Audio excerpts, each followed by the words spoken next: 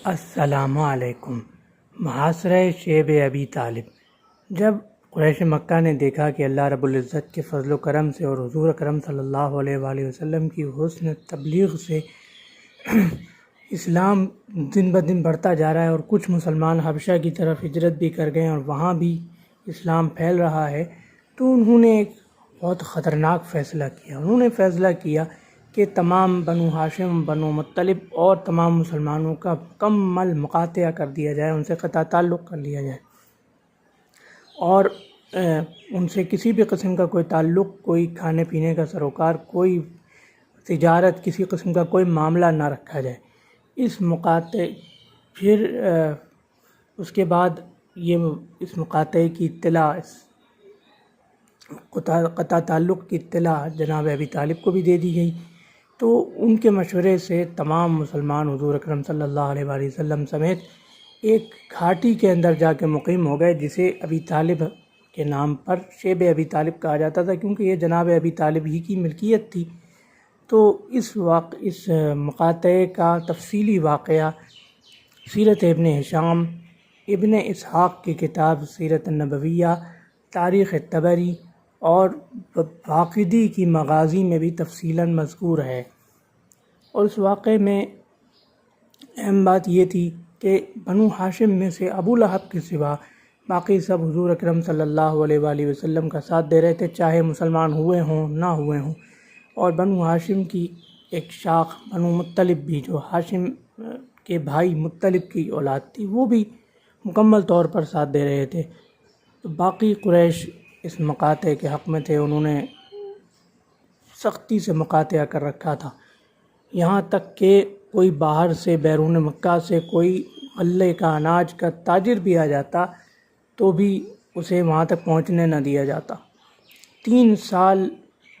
صحابہ کرام رضوان اللہ عنہم اجمعین اور خود رسول اللہ صلی اللہ علیہ وآلہ وسلم نے اس حالت میں گزارے کہ صحابہ کرام رضوان اللہ عنہم اجمعین روایت فرماتے ہیں کہ ہم چمڑے کو ابال کر کھاتے تھے، کبھی کیلے کے پتے کھاتے تھے۔ سیدنا حمزہ رضی اللہ عنہ اکثر شکار کے لیے نکلتے لیکن خالی ہاتھ آتے۔ سیدنا عمر رضی اللہ عنہ اکثر تلوار سونت کر نکلنے لگتے کہ میں بتاتا ہوں ان لوگوں کو مقاطعہ کسے کہتے ہیں، لیکن حضور اکرم صلی اللہ علیہ وآلہ وسلم منع فرما دیتے۔ سیدنا علی کرم اللہ وجہہ اکثر غضب میں آتے تھے، لیکن حضور اکرم صلی اللہ علیہ وآلہ وسلم انہیں سمجھا بجھا کر بٹھا دیتے۔ اسی طرح 3 سال مکمل گزر گئے، یہاں تک کہ کبھی کبھی ایسا ہوتا تھا کہ حضرت حکیم بن حزام رضی اللہ عنہ، جو اگرچہ اس وقت مسلمان نہیں ہوئے تھے لیکن اسلام کی طرف اور مسلمانوں کی طرف نرم گوشہ رکھتے تھے، وہ کبھی کبھی کچھ کھانے پینے کی اشیاء پہنچا دیا کرتے تھے، ان کو نہیں روکا جاتا تھا۔ کیونکہ ایک دفعہ کسی نے ان کو روکنے کی کوشش بھی کی تو ابو لہب نے مخالفت کرتے ہوئے کہا کہ یہ اپنی پھوپھی کو دے رہے ہیں، یہ تمام مسلمانوں کو نہیں دے رہے ہیں، یہ اپنی پھوپھی کو دے رہے ہیں، بھتیجے ہیں، قریبی رشتہ دار ہیں، حق ہے ان کا۔ اس بنیاد پر بعض غیر مسلم جو نرم گوشہ رکھتے تھے اسلام کے لیے، وہ کبھی کبھی کسی طرح کچھ پہنچا دیا کرتے تھے، رسد پہنچا دیا کرتے تھے، غلہ پہنچا دیا کرتے تھے۔ 3 سال اسی طرح گزرے۔ نبوت کے 10ویں سال اللہ رب العزت کا کرنا یہ ہوا کہ ایک دن حضور اکرم صلی اللہ علیہ وآلہ وسلم کو وحی آئی کہ وہ جو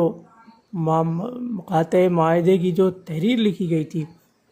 اس میں صرف بسم اللہ کا اللہ باقی ہے، باقی ساری تحریر دیمک کھا گئی ہے۔ یہ جب حضرت نبی کریم صلی اللہ علیہ وآلہ وسلم نے جناب ابی طالب کو خبر فرمائی اور جناب ابی طالب نے قریش کے سرداروں کو بلایا اور فرمایا کہ بھائی بات یہ ہے کہ میرے بھتیجے نے اس طرح کی مجھے خبر دی ہے، یہ خبر درست نکلی تو پھر یہ مقاطعہ معاہدہ ختم کرو، اور خبر غلط ہوئی تو میں ابھی ان کو تمہارے حوالے کر دیتا ہوں۔ یہ سن کر ابو جہل ہنس پڑا، لیکن جب مقاطعہ معاہدے کی وہ تحریر منگائی گئی تو واقعی اس میں صرف نام خدا باقی تھا،